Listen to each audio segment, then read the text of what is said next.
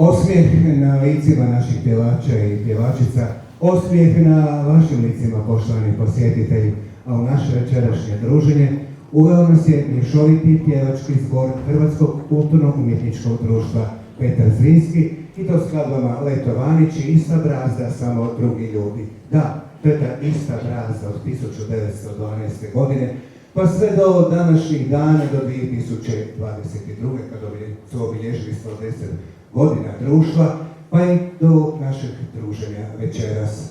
Ti ljudi su osigurali tu dugu brazdu, a mi će nam osigurati i dalje. Poštovani posjetitelji, gosti, prijatelji naši dragi, želim vam ugodno nedeljno poslijepodne, lijepe zajedničke trenutke koje ćemo provesti u pjesmi, plesu i razgovoru. Posebno mi je drago pozdraviti Jadranku Dujić, Farlan, pročelnicu Upravnog odjela za kulturu, sport, tehničku kulturu i civilno društvo Zagrebačke županije. Zlatka Herčeka, predsjednika zajednice kulturno-umjetničkih udruga Zagrebačke županije. Krunoslava Sokoru, predsjednika Gradskog vijeća grada Vrbovca. Jasnu Benedikt, direktoricu turističkog ureda turističke zajednice grada Vrbovca. Tanju Prijatelj, ravnateljicu Pučkog otvorenog učilišta Vrbovec. Krška Zebeca, znanstvenog savjetnika Instituta za etnologiju i folkloristiku. Sve predstavnika udruga i društava s kojima Zrinski surađuje. Svima vama dobrodošli još jednom ugodno večer. To je zapravo naša prigoda druženja. To je predstavljanje monografije pod nazivom Hrvatsko pjevačko društvo Petar Zrinski, Hrvatsko kulturno-umjetničko društvo Petar Zrinski 1912-2022, autorice Ljiljane Stanko.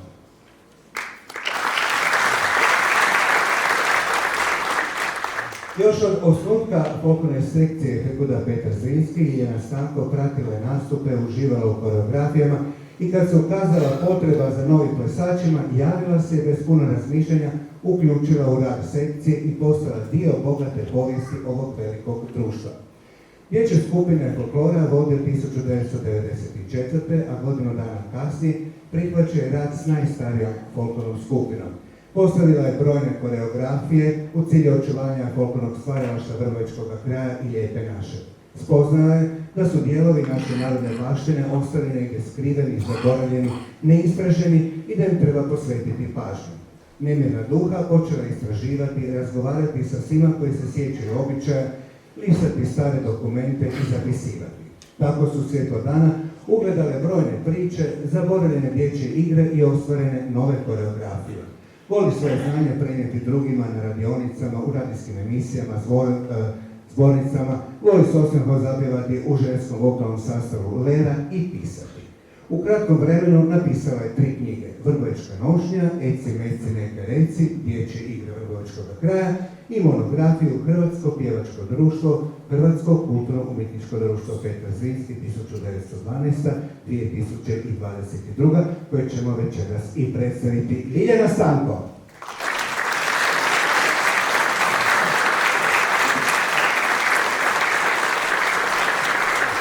Dobro vam došla, evo ti sjedi, ugodno se smijesti, a ja ću zamoliti da nam se obrati Jadranka Dujić ispred Zagrebačke županije. Izvolite. Hvala lijepa. Ja vas sve srdačno srdačno pozdravljam u ime Zagrebačke županije i u svoje osobno ime. Posebno mi je zadovoljstvo i čast biti večeras ovdje na promociji knjige autorice Ljiljane Stanko, koja je ujedno članica Kulturnog vijeća Zagrebačke županije. Od tada ju poznam dugo godina, surađujemo na tim poslovima. Moje iskrene čestitke na ovoj knjizi, nisam još stigla pogledati, ali posao koji ste, Ljiljana, obavili je zaista zahtjevan i obilan. Obuhvatiti stoljeće i 10 godina rada jednog društva je zaista iziskuje puno i vremena i napora i puno znanja koje ste uložili pregledavajući sav ovaj materijal i izabrati onaj baš odgovarajući koji će biti u monografiji. Društvu želim još puno godina uspješnog rada i čestitam još jednom i svima još ugodno veče i predstavljanje. Da čujemo nešto o same autorice, kako je tekao taj zahtjevan posao.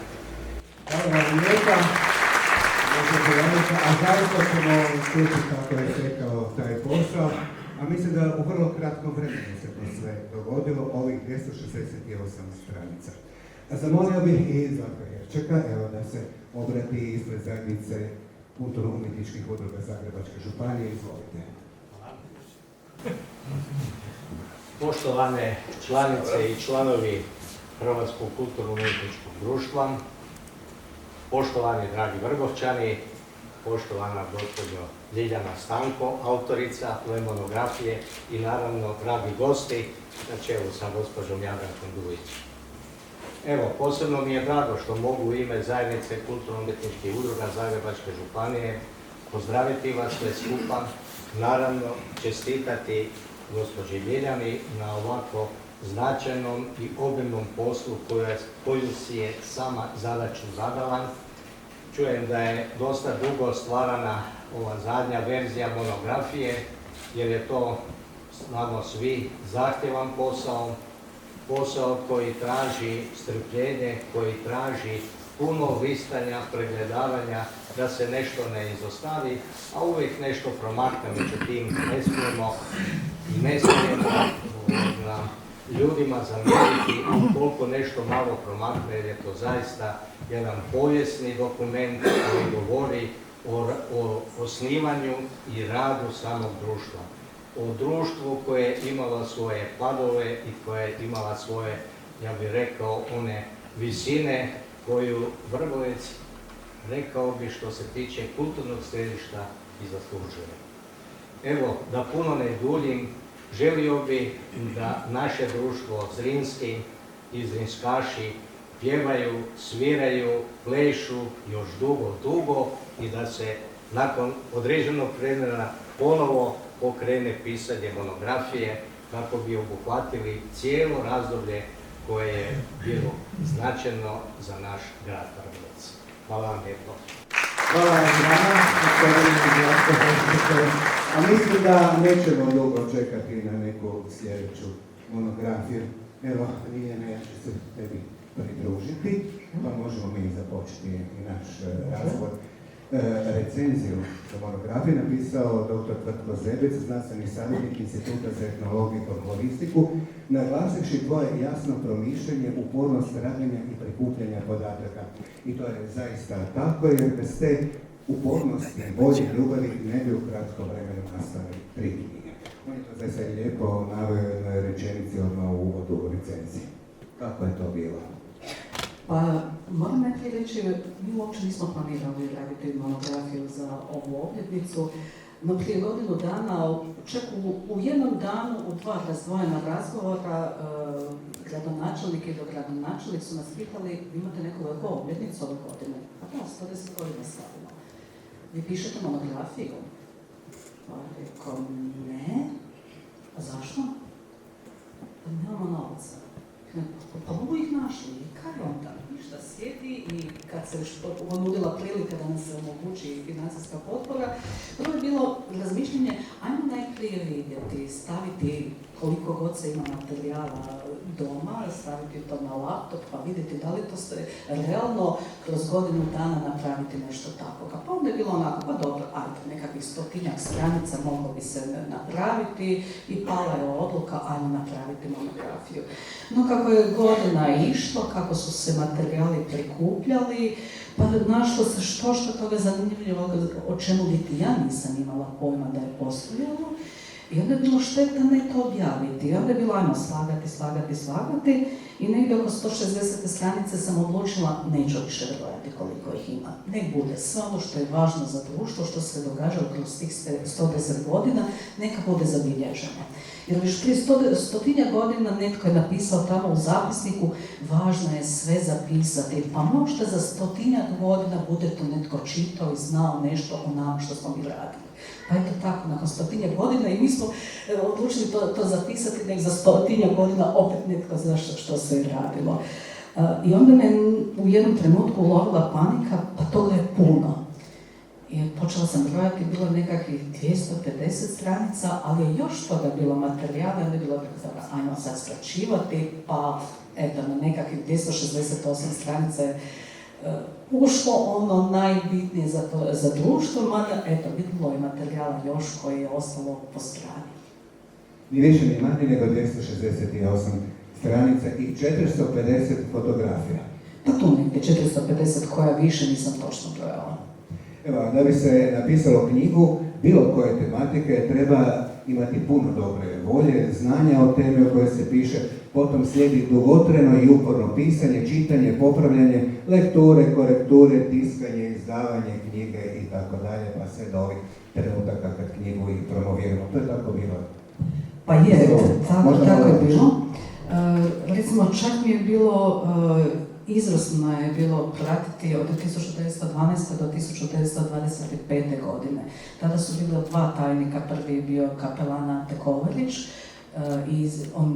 on je vrlo brzo otišao iz Vrbovca, pa je Vlado Šinkić zamijenio njega, postao tajnik i bio je tu do 1925. godine. Znači u tom razdoblju tih 13 godina sve je bilježeno u toj knjizi zapisnika. I eto, mada je ta knjiga zapisnika, znala sam da postoji, ali dugo nisam mogla naći gdje je. Eto, nađena je, pročitana je, znala će možda biti to možda prepisano pa i objavljeno ili tek toliko spremljeno da to ljudi mogu pročitati što se radilo u tom vremenu.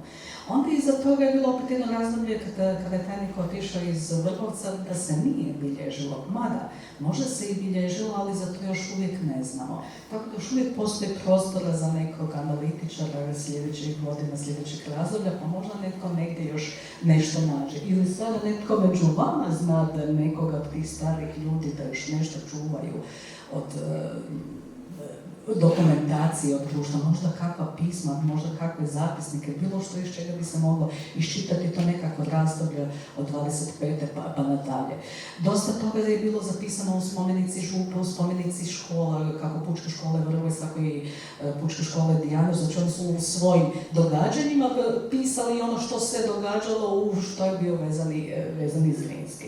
Pa onda mislila sam da će mi biti najlakše sa ovim današnjim dijelom, znači zadnjih nekih 40 godina, no nažalost nije. Nažalost, nepažnjom, odnosno nepromišljanjem, dio dokumentacije je uništen. Znači, dogodilo se da ono nekoliko godina ima, pa nekoliko fali, pa nekoliko ima, pa nekoliko fali, ali eto, uspjelo se nekako zaokružiti, ali kažem ja samo, još uvijek postoji mogućnost da se još pronađe dosta događaja. Zapravo 110. godišnjicu ste obilježili obljetničkim koncertom prošle godine, bio je prekrasan, imali ste jedan scenski prikaz i vidjeli smo kako je to zapravo bilo prije tih 110 godina, 1912. godine. Da, i to je isto zapisano, znači u knjizi je zapisnik te osnivačke skupštine koja je održana 18. siječnja 1912. godine u Pučkoj školi u Vrbovcu koja je bila točno preko puta ulaznih vrata u crkvu i tu se puno naših Vrbovčana okupilo, nisu svi ostali pjevati u društvu, ali su mnogi od njih bili podopirući članovi društva. A društvo prije toga je djelovalo već 2-3 godine, što su imali nekoliko nastupa, ali tek tada, 18. siječnja 1912. su imali osnivačku skupštinu. U predgovoru si navela Koja su bila tvoja promišljenja? Što si htjela postići ovom monografijom? Pa, s jedne strane htjela sam zabilježiti ono što nismo znali od podataka, a s druge strane sam htjela staviti puno fotografija i potpisati ljude ispod tih fotografija, jer recimo i meni se događa da ja ne mogu prepoznati sve ljude koji su prije 30-40 godina plesali sa mnom. Čak i ova prva fotografija koja je na naslovnici, ne znamo sve ljude koji su na njoj, troje su nam nepoznati. I smatram, ako mi danas ne zapišemo, ti će ljudi biti zaboravljeni. Isto kao i ono što nije bilo zabilježeno, za što nismo našli za dokumentaciju, mi ne znamo da je to postojalo i mogu bi reći da je to zaboravljeno. Da se izgubilo, da je jednostavno nestalo. Evo, kad smo kod predgovora, možemo malo i recenziju, pa možemo pozvati našeg dragog gosta, doktora Zebeca, da on kaže nešto o monografiji. O tvojom radu. Dobro večer. Dobro večer, dobrodošli. Hvala Bog svima. Evo, što vi kažete na ovu monografiju? Vi ste pisali recenziju. Kako vidite Ljiljanu? Pa ja ću reći ovako, možda prije nego što slikam Ljiljanu, bih htio reći zapravo da slušajući ove prve dve pjesme, osobito ovu drugu, iako je ona prva je simbolična, mislim Letovanić, jer to je jedna od onih koje su zborovi prve počeli pjevati zapravo i na repertoaru su se davno načeli. Ali ova druga, Britićeva o brazdi koja traje do danas, je jako simbolična za moj pojam, upravo iščitavajući to iz gradiva u monografiji. Ta brazda je nekakav simbolični izraz zapravo svega onoga što je u tih 110 godina zapravo zasijano u ovom društvu i ono što se razvija zapravo iz generacije u generaciju. Svjesni smo toga da su to nekakvi simbolični izrazi i metafore koje nas podsjećaju na neke životne simbole koje onda prenosimo na svoju djecu. Pa ću sad biti sasvim osoban u početku i reći da se sjećam jako dobro kad me otac vodio u katedralu, da osim Stepinčeva groba posjetimo i onaj jedan dio na kojem su zrinski frankopani i na kojima piše navikon živi gine pošteno i 30. travanj koji je datum kojeg se uvijek treba pamtiti, jer upravo i te dvije pjesme na početku i to podsjećanje stalno na Zrinskoga i na njegov život i na njegovo mučeništvo zapravo zajedno sa Frankopanom za Hrvatsku domovinu nekako nas oplemenjuje kroz tih 110 godina i ne samo ovoga društva, nego i puno više. Jer sve ono što činimo zapravo u svojim malim životima i u svojim obiteljima u cijelini čini i jedan nacionalni simbol. Isto kao je ova podbotnica Turopoljska, ima samoboraca koji su došli iz Dugoselaca podržati ovo društvo. Svi su to neki mali simboli koji onda čine zajedništvo našeg nacionalnoga.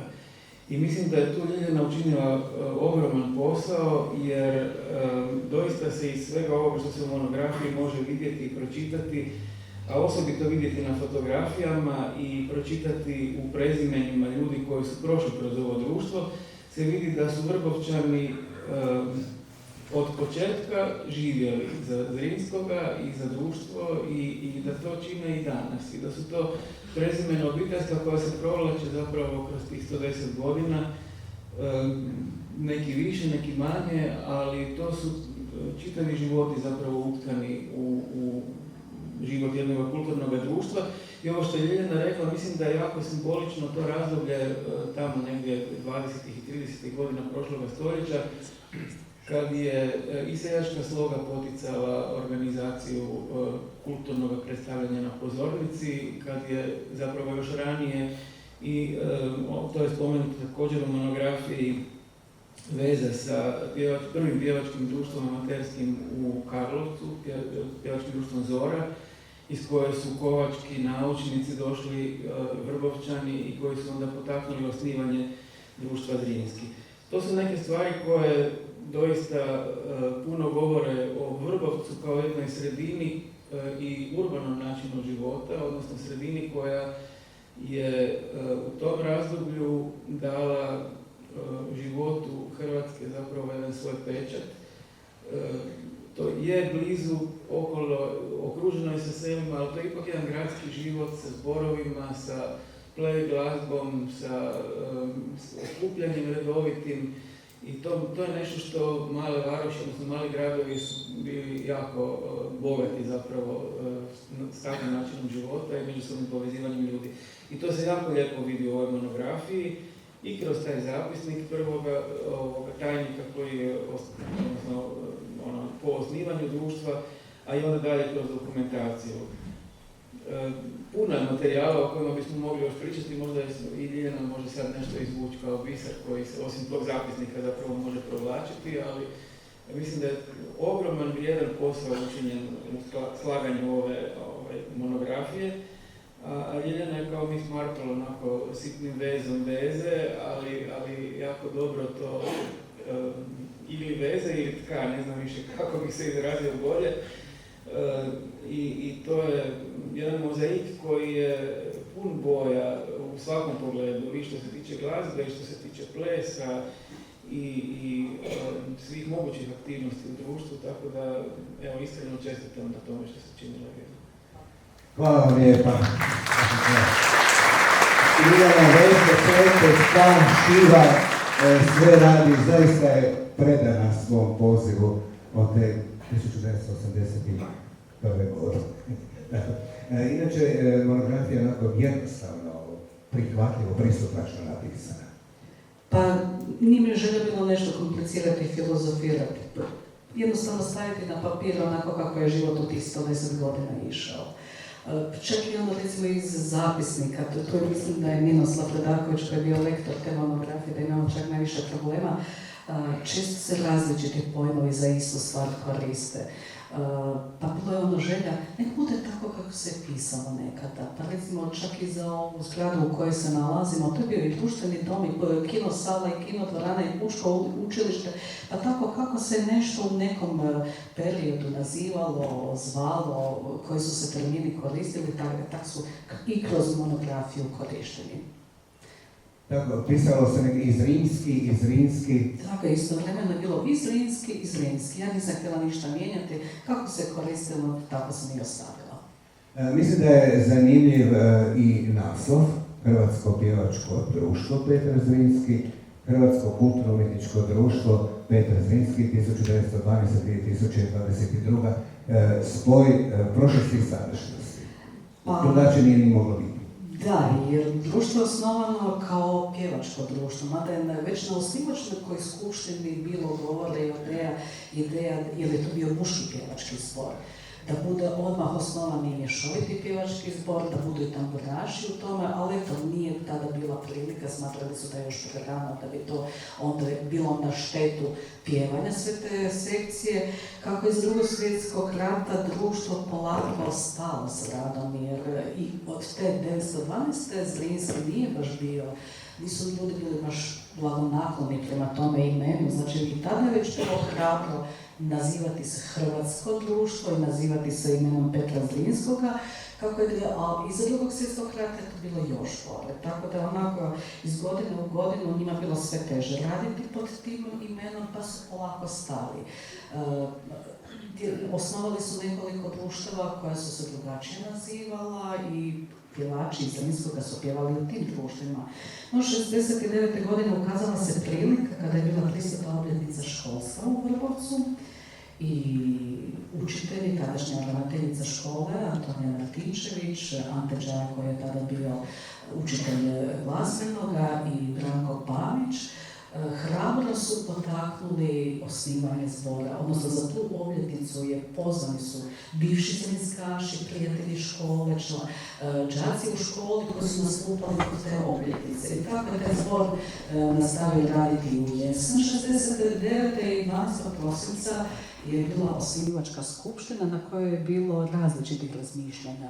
Pa i ne treba biti hrvatsko, pa tu će pjevati druge narodnosti, ali eto, ipak su pod tim imenom registrirali društvo imali su neki od tih i problema i bili su nam i obavijesnim razgovorima i svašta je tada bilo, ali eto, društvo je pod tim nazivom registrirano.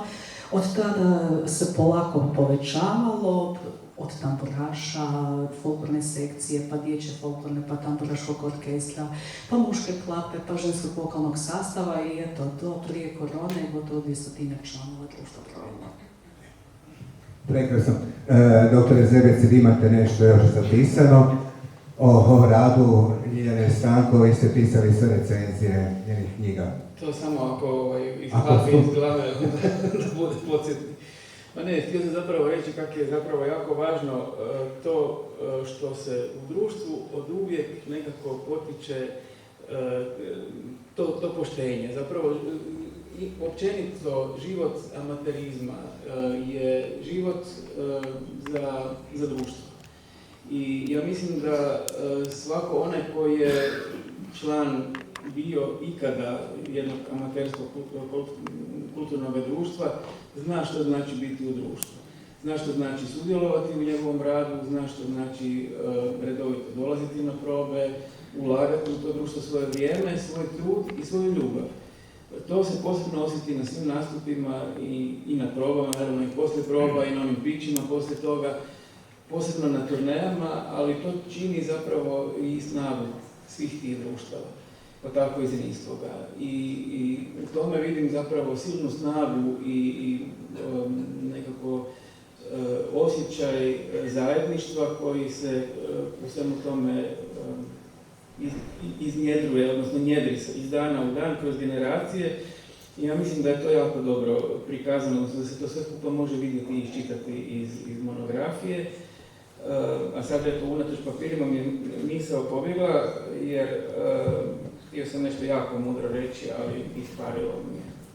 Da, htio sam reći mi smo, ja sam inače Goranovac iz Zagreba, Studentsko kulturno društvo Ivan Goran Kovačić i zapravo smo bili uvijek jako sretni kad nam je u grad došao neko od studenata koji je dolazio iz sredina poput Vrbovca ili Dugog Sela ili Samobora ili nekih drugih manjih mjesta, jer kad su dolazili na studij bili su preko tjedna u Zagrebu, dolazili bi na naše probe i onda bi često puta i postojali članovi studentskog društva. Nažalost, to se uvijek onda u onom minusu ogleda u ovim drugim manjim društvima iz kojih ti mladi ljudi dolaze, ali se zapravo redovito i vraćaju.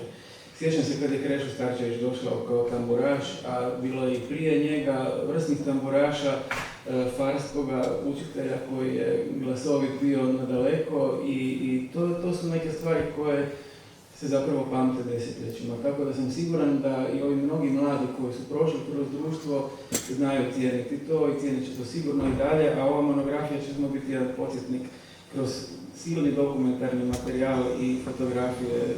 Siguran sam da će s radošću zapravo svi to prelistati, gledati, prisjećati se nastupa, turneja i zajedničkih druženja. To sigurno. Hvala vam lijepa, evo hvala na razgovoru što ste nam se pridružili za ovim stolom malo i da saznamo više nešto o Ljiljaninoj monografiji. Ti si spomenula, naglasila si da je to bilo muško društvo, muški pjevački zbor, a pridružile su se i žene. Ja bih možda predložila da prije nego što mi prolistamo knjigu i prilažemo po njoj, da možda napravimo malu pauzu. A može? Može. Pozvat ćemo članice ženskog vokalnog sastava Lera da nam se pridruže. Može. Ženski vokalni sastav Lera. Očekujemo na ovoj pozornici. Tako je. Evo pjesma. Hvala vam lijepo da ste još jedno.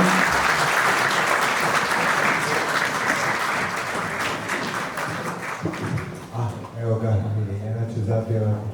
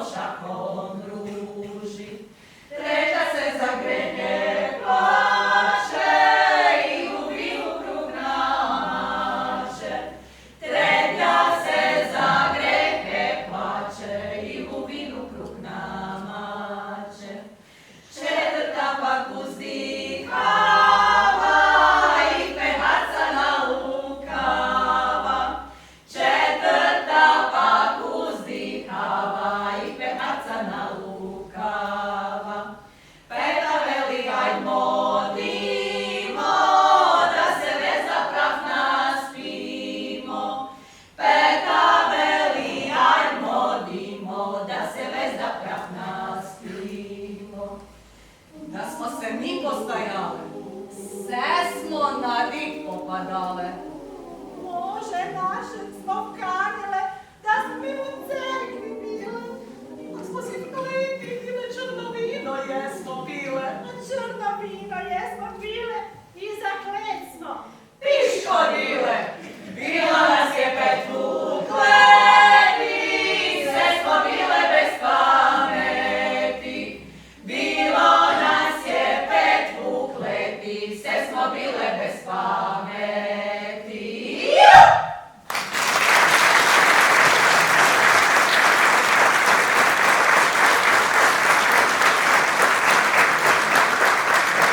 Hvala vam lijepa, ženski vokalni sastav Lera, sve vodi Marko Andolković, a zbor vodi Anja Klinović. Evo, imate za sve vremena, imalo se zabaviti, ukleti, pjevati, Da. pisati, raditi, sve. Pa nešto na uštrb nečega, ali eto, posloži se pa. Sve se posloži, kao mozaik. Posloži, da. Eto, htjela bi samo Htjela si nešto napomenuti pokazati? da, ova pjesma koju smo prvo pjevali, Prigorski kraj, te 1987. pisana za društvo i također se nalazi notni zapis u ovoj monografiji. A u monografiji čitatelj vodiš kronologijom događanja od 1912. godine. Tako je. Prvi dio knjige je kronologija, znači čisto događanja, od onih najvažnijih događaja, nastupi koji su zabilježeni, sve što se moglo naći od nastupa, pa i mnogo i fotografije. Znači ovo je već spomenuti zapisnik koji je bio zapisnik Osječke skupštine, kojeg je pisao Ante Kolarić. Kad sam objavila to neki dan na Facebooku, pa su svi komentirali kakav lijepi rukopis. A tu su i prva pravila društva. Mene je intrigiralo prije 10 godina, naime ono što nitko nije spomenuo, prije 10 godina u 100. obljetnicu društva Želimir je krenuo pisati monografiju društva koja nažalost nije ugledala svjetlo dana. I puno toga je zapisao, istražen, nešto od toga sam i ja koristila od tih materijala i korišteni su i zapisani su u ovoj monografiji. Ali tom prilikom je bila prikazanje osnivačkoj skupštine za koju su bila korištena kao prva pravila društva, ali mene je strašno nešto kopkalo u tim pravilima. Pisalo je da društvo će koristiti prihod od društvenog doma. To mi nikako nije išlo pod kapu, znači kako od društvenog doma prihod koristiš 1912. godine, mi planiraš to činiti, a o izgradnji društvenog doma se tek govori negdje 22. 23. godine i dom je na kraju tek 31. godine izgrađen. I onda sam kontaktirala da Hrvatski državni arhiv i našli su se prva pravila društva. Eto i unutra su znači svih 8 stranica prvog pravilnika ili statuta društva u kojima piše da član društva može biti svaki pošteni, neporočni Hrvat katolik, s tim što su nekoliko godina kasnije promijenili to pravilo, znači može biti član bilo koje nacionalnosti, ali neporočan, pošten. To je bilo zaista bitno. Eto, kad si spomenula društveni dom, društvo je i imalo dakle imovinu. Društvo imalo imovinu, ali u to ne bi možda onako na kraju kao što smo išli. Eto, ovo je 21. je bilo posvećenje zastave prilikom otkrivanja spomen ploče na našoj kuli, nazvane Petra Zrinskog. Ova zastava koju vidite na fotografiji je i ova zastava u kutu. Znači, zastava društva koju je Ivka Plemenita Ožegović kuma je tome društvu. Braća Hrvatskog zmaja su poklonila, znači društvo je samo snosilo troškove materijala. Možda vidite na fotografiji, na ovom štapu su nekakve točkice, to su bila 142 zlatna čavla koje su za tu priliku donirali Vrbovčani i na svakom glavici tog čavla je pisalo tko je donirao od društva. Nažalost, srećom, zastava je sačuvana, trebala bi restauraciju, ali je ovdje, ali ne znamo gdje su čavli završili. To je zaista bilo posebno. Baš kao što se posebna pažnja posvećivala godišnjicama i rođenja, ali i smrtnoća Petra Zrinskoga i Frančiska Frankopana, zajedno sa ostalim društvima koje su djelovala tada u Vrhovcu. Već tako su se, znači od 1912. su odlučili svake godine obilježavati 30. travnja smaknuće Petra Zrinskoga i Frana Krsta Frankopana i obavezno 25. studenoga obilježava, odnosno održati koncerte u čast Katarine Zrinskoj. Ovo je fotografija zbora 28. godine, a jedan čavao koji su dobili 1929. godine je zlatni čavao koji su dobili od kralja Aleksandra dok su gostovali na njegovom dvoru. Pa evo, tu bi, znači kronologija je, puno je zapisnika, puno je različitih informacija. Ovo je zapisnik iz 1969. godine, osnivačke skupštine, pa ona ima fotografija i prvih. Koliko god se moglo, potpisala sam ljude koji su bili na fotografijama. Ako sam nekome pogrešila neko ime ili prezime, neka ne zamjeri, jer često kad si i previše siguran da znaš sve ljude i onda znaš pogriješiti. Pa recimo tu je od prvog nastupa folklorne sekcije 75. godine, pa preko gostovanja u Njemačkoj, što im je u posebnom sjećanju svima ostalo 77. kada je cijelo društvo gostovalo, zahvaljujući svojem kasnije počasnom, ali podupirućem članu Ivanu Rabozinu.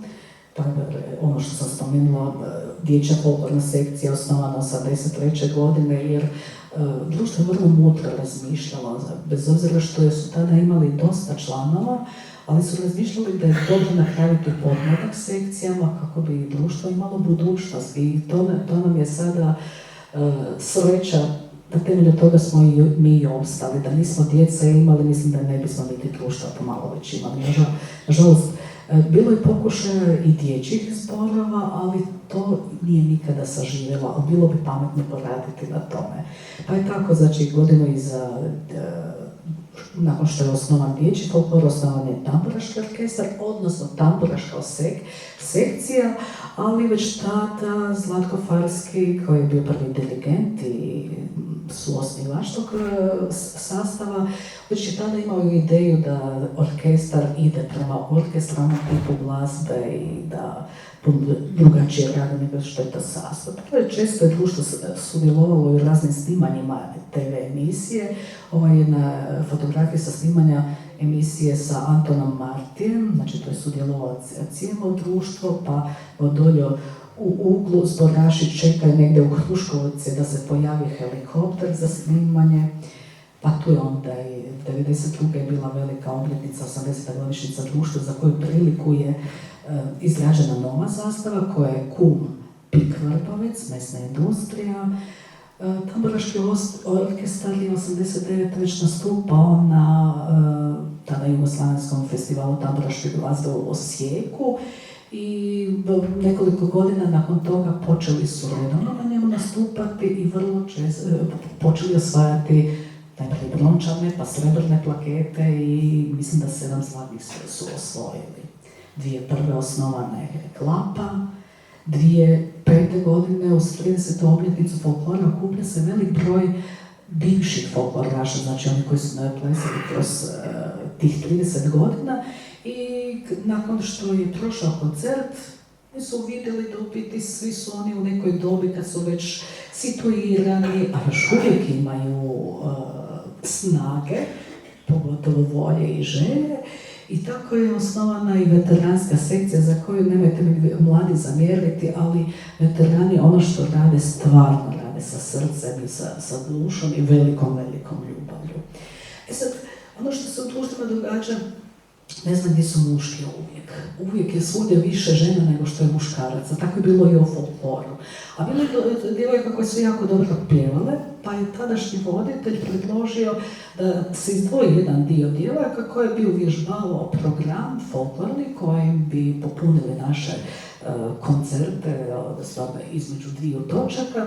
I tako je 3. siječnja 2006. počeo s radom tada uži pjevački sastav folklornog ansambla, odnosno današnja Lera koju ste malo prije vidjeli i poslušali. Kvaliteta društva se pokazuje kroz brojne nastupe na županijskim smotrama, ali vrlo često i na državnim smotrama. Mješoviti pjevački zbor je 10 puta predstavljao Zagrebačku županiju na državnim susretima. Isto tako i mališani su često predstavljali županiju na nekim višim razinama, bilo da je to bilo na Dičim Vinkovačkim jesenima, Brodskom kolu, Đakovačkim vezovima, dječjem festivalu u Kutini. Klapa je 2013. završila u finalu festivala Dalmatinskih klapa u Omišu. I sve što je dobro da imamo podmladak, to je opet neka otegotna okolnost što mi svaku jesen idemo iz početka. A onima koji puno i dugo već plešu, njima je to pa opet iz početka.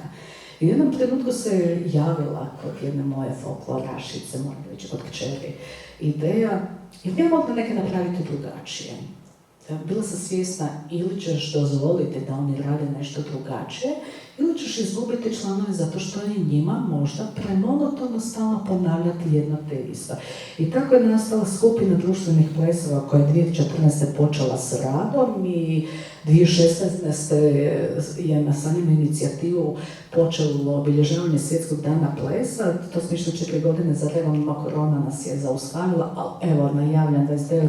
travnja ove godine imat ćemo 5. puta po redu Svjetski dan plesa.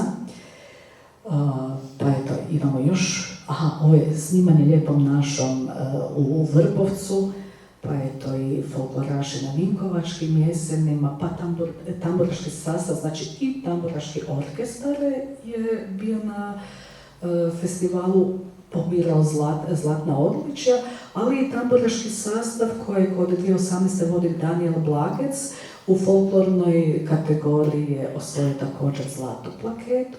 Ovo je fotografija sa spomenutog obljetničkog koncerta u lipnju prošle godine i to bi bilo nekakvih 170 stranica kronologije kroz 110 godina.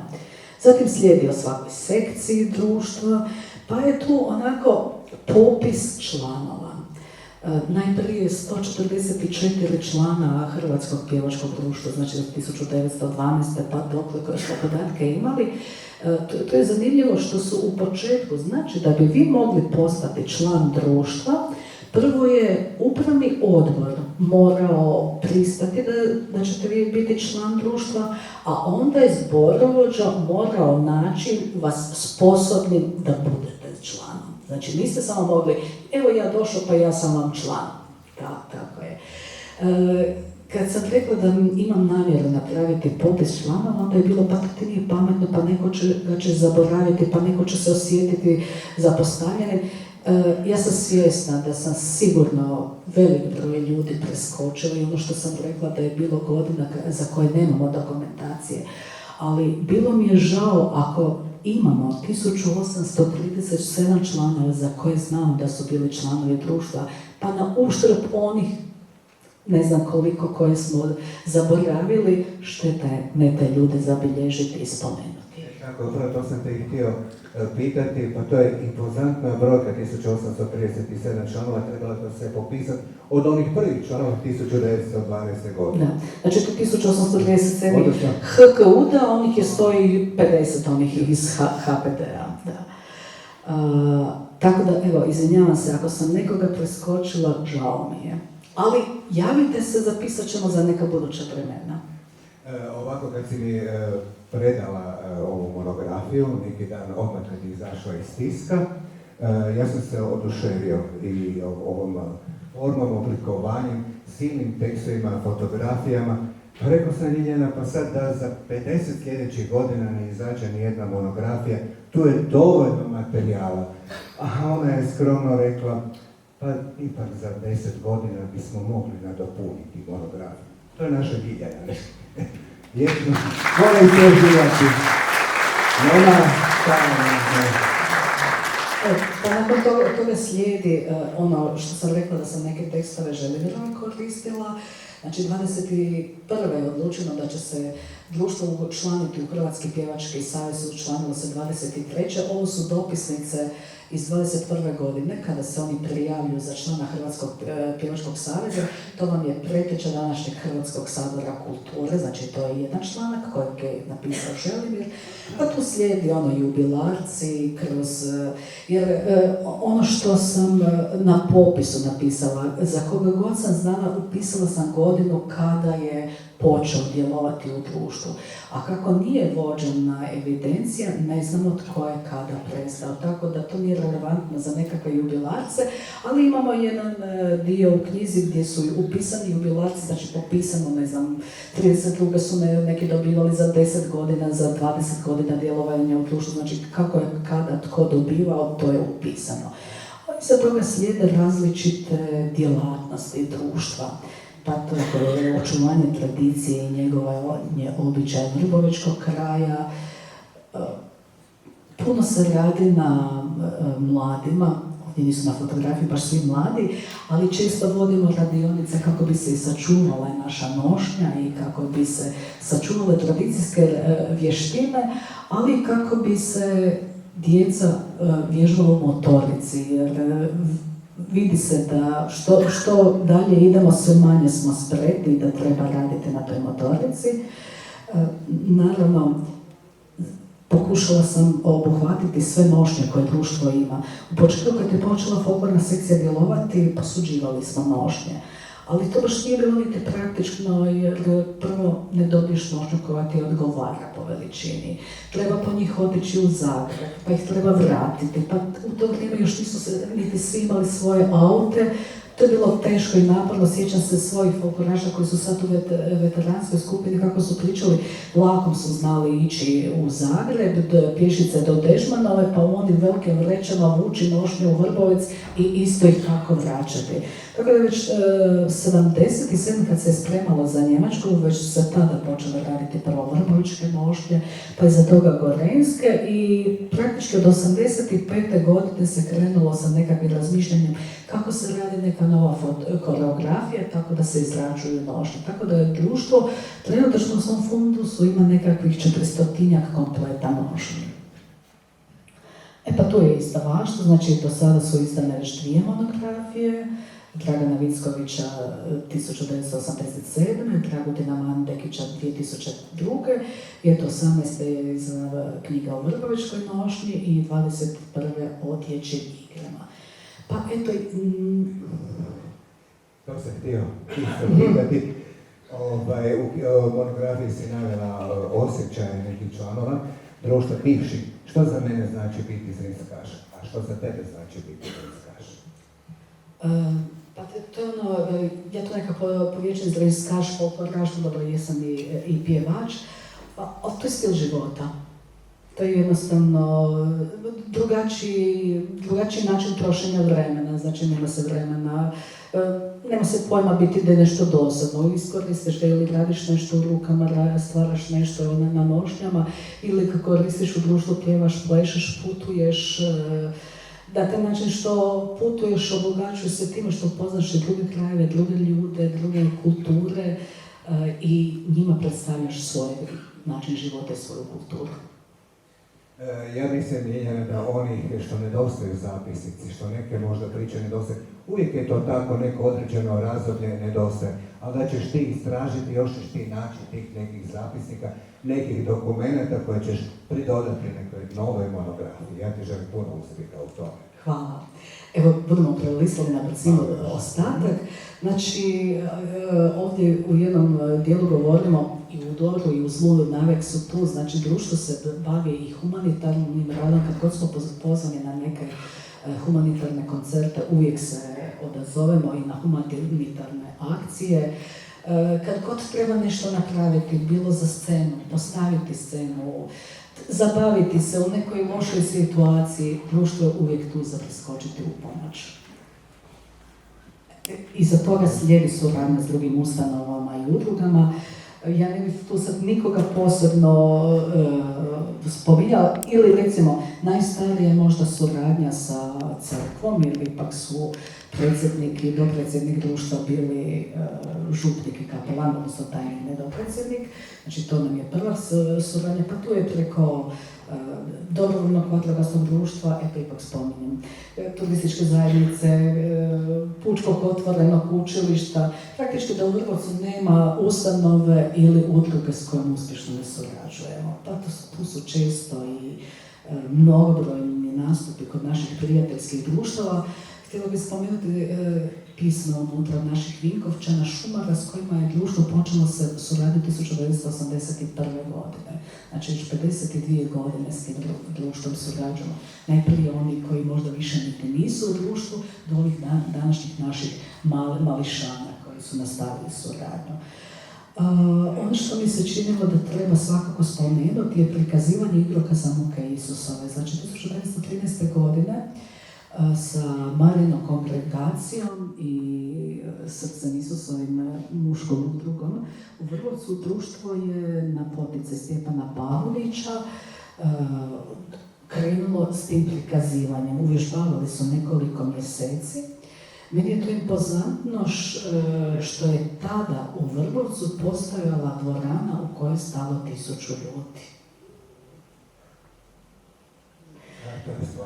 To je stvarno impozantno i recimo kad ja pripremam danas programe pa onda sve pokušavaš nešto jako brzo napraviti da to bude ljudima interesantno, da ne bude dosadno. Tada je to prikazivanje trajalo 6 sati. U ovom dijelom knjige ima nekoliko novinskih članaka iz toga doba jer dolazili su ga to prikazivanje gledati iz cijele Hrvatske. Nažalost, 14. se prekinulo s tim zbog početka Prvog svjetskog rata, ali ljudi su stvarno to marljivo vježbali. Tu je počelo 3. kolovoza je počelo prikazivanje 1913. Znači nije vezano bilo uz korizmu i uz korizmeno vrijeme, nego se to prikazivalo kroz cijelu godinu, ali je to trajalo i svega godinu dana zbog početka Prvog svjetskog rata. Ono što još jedna stvar koju sam smatrala da treba spomenuti, to je naša kula Petra Zrinskog. Znači, predaja je da je Petar Zrinski na tom mjestu rođen, ali ne u Kuli. Mene je fasciniralo od uvijek priča, moja mama je pričala, znaš, zidić ti bi od kapelice pa do Kule, pa od Kule pa do crkve, meni to ništa nije bilo jasno dok nisam našla neke stare fotografije i sada pročitala ove zapisnike društva. Dakle, od kapelice do Kule je bio zid, na suprotne strane je bio zid od Kule do crkve. 21. godine u zapisnicima stoji da je Pir Benizot, nasljednik Eugena Tepijena, odlučio darovati tu kulu Petru Zrinskome. To postoji samo u zapisnicima društva, kad gruntovno to nije ništa prevedeno, znači nikada nije ništa stajalo od toga na društvu, ali se kroz nekoliko godina i u našim zapisnicima i u zapisnicima Dobrovoljnog vatrogasnog društva spominje da društvo koristi kulu Petar Zrinski. Čak u jednom trenutku vatrogasno društvo moli da društvo ustupi sobicu na katu Kule za stanovanje njihovom kaporniku, za njihovu glazbu. I u spomenici škole iz 1934. godine stoji da je, na ovoj fotografiji se ne vidi, ali se vidi na nekim drugima u knjizi, bila je nadogradnja, gdje 1934. godine stoji da društvo ruši tu nadogradnju koja je nadozidana 70 godina prije toga bez temelja i prijeti opasnost da će se cijela kula zajedno sa tom nadogradnjom srušiti, ali društvo je srušilo tu nadogradnju i sa metalnim obručima zidala kulu koji se danas, ako prolazite kraj Kule, ti metalni obruči se vide tamo gdje je otpala trenutačno fasada. Niti ja nisam znala da to postoje, dok nije sad fasada otpala. Eto, znači, društvo je bio korisnik te Kule i ono što pitao si na početku za imovinu društva, 31. godine sagrađen ovaj društveni dom u kojem se sad nalazimo. Možda za današnje pojmove kamen temeljac je postavljen u lipnju, otvoreno je društveni dom 8. prosinca iste godine. Brzo se gradilo, znači u četvrtinskom suvlasništvu društveni dom je sagradilo Petar Zrinski sa dobrovoljnim vatrogasnim društvom, Hrvatskim Sokolom i Vrgovičkim obrtnicima. Društvo ga koristi, čak i unutra darovni ugovor obitelji Perko koja je darivala to zemljište. Eto, te neke stvari su isto nađene nedavno u gruntovnici u arhivima, pa sam smatrala da i to treba uvrstiti u to. I čak i unutra rješenje o eksproprijaciji ili o izvlaštenju, ili te po našem o nacionalizaciji tog društvenog doma koji je završeno 1961. godine. I na kraju knjige još nekoliko notnih zapisa, pjesama koje su pisane za naše društvo i na kraju je društvo danas. I veliko hvala svima koji su sudjelovali u realizaciji izdavanja ovog monografije. Eto, mi sada na jednoj vrlovskoj zabavi. Pa mogli bi, ali ja bih prije svega zahvalila, eto, mislim da treba reći, mada me piše u knjizi unutra, svima oni koji su pomogli, kako grad Vrgorac koji je potaknuo, bez tog poticaja sigurno ne bi bila pisana monografija, a bez financijske pomoći grada Vrgorca i Zagrebačke županije, nekolicine sponzora, ne bi bila niti tiskana. Pa svima onima nabrojani su unutra monografije koji su pomagali i posuđivanjem fotografija i kad sam ispitivala tko je ono, dosađivala sam cijelu godinu dana po Vrgorcu. Zahvaljujem vam svima na pomoći, jer nitko nije rekao da ne želi pomoći, svi su stvarno ustavno pomagali. I gdje možemo nabaviti? Možete nam se javiti za sada kod nas, a poslije ćemo vidjeti gdje ćemo se moći još nabaviti. A sad idemo na zabavu. A sad idemo na Vrgovičku zabavu, što idemo maknuti sa pozornice i idemo zatancati. Zaboravila sam samo napomenuti. Naši članovi su pripremili u Patačiću jedan mali domen, na čemu isto zahvaljujem, na kolačima i na svemu ono što su i sadašnji i bivši članovi pripremili. Kad završimo ovdje, pridružite nam se svi u Patačiću.